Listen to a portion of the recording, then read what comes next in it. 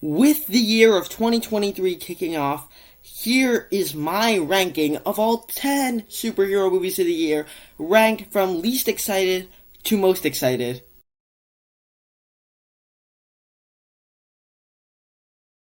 In last place for me is The Marvels. This is a movie that the premise about Miss Marvel, Monica Rambeau, and Captain Marvel switching places every time they use their powers does not really sound interesting to me. The director of this movie, Nia DaCosta, directed The Candyman from 2021, which is a movie that I enjoyed enough, but I also had a few issues with it, and I don't know how she could translate this to the MCU.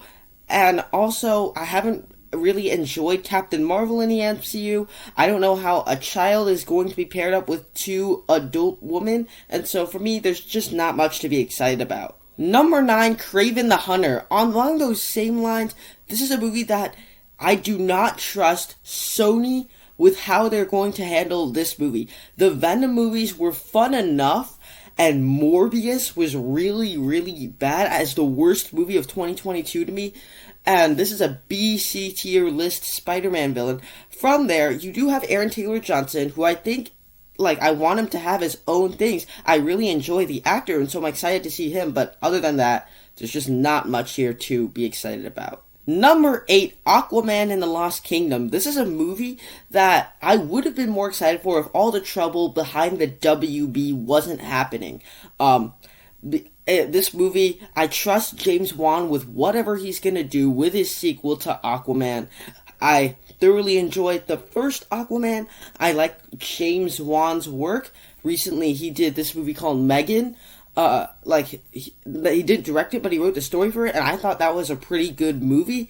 And so I trust him with what he's doing, but this might be the last time we see Jason Momoa, and that's what just holds it back for me. Number 7, Teenage Mutant Ninja Turtles Mutant Mayhem. This is a movie in which I didn't really grow up with Teenage Mutant Ninja Turtles, thus I was going to have it a couple spots lower on this list, but the people working on it have worked on movies like Mitchell's vs. Machines, and that made me a bit more excited for it because I thoroughly enjoyed Mitchell's vs. Machines.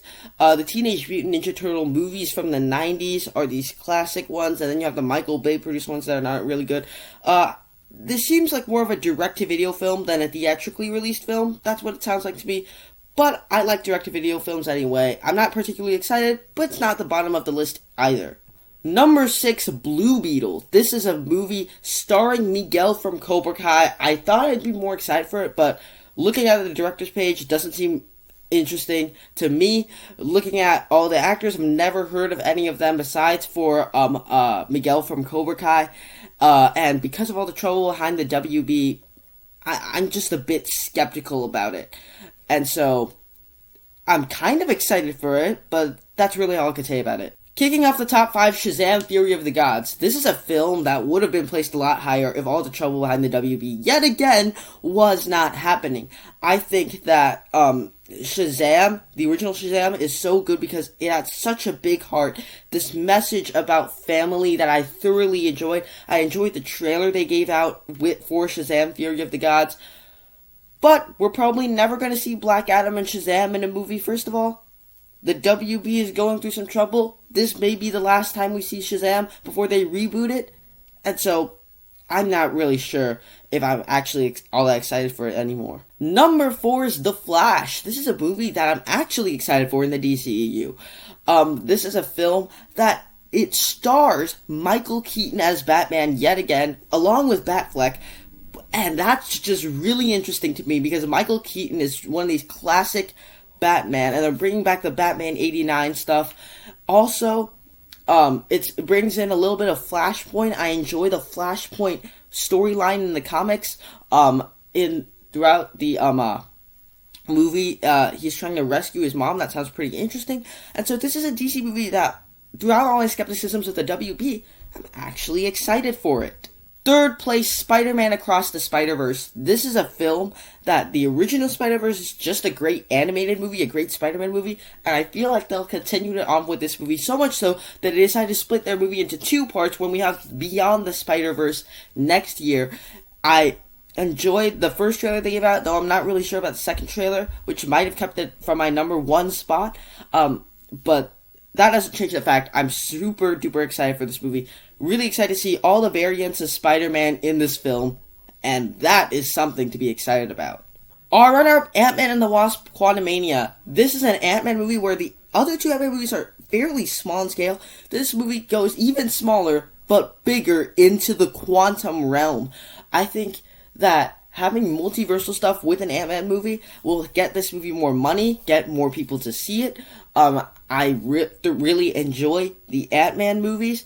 I like Paul Rudd in the lead. And to me, that's what this franchise in the MCU needed. It needed something big to make people go see it. And this is one of my most anticipated movies of the year. I'm excited to check it out next month. But in first place, Guardians of the Galaxy Volume 3. I thoroughly enjoy the first two Guardians of the Galaxy. They're just great movies. And so the third film, which might be the final time we see all of them together, has me intrigued. James Gunn says it'll be really emotional. He says it'll be just a film that will mean a lot to the fans. And he says it wasn't his favorite shooting experience because it was so emotional. I totally dug the trailer that they gave out. I'm just really excited to see what our final adventure with the Guardians of the Galaxy is, because I love these characters, and I love this franchise, therefore, my most anticipated superhero movie of the year. There you have it. That is my ranking of all 10 superhero movies ranked by excitement. Down below in the comment section, share your ranking, click that like button, be sure to subscribe. I have more content over on my channel. Check those out right now. Thank you guys so much for sticking around to the end. I'll see you in the next one.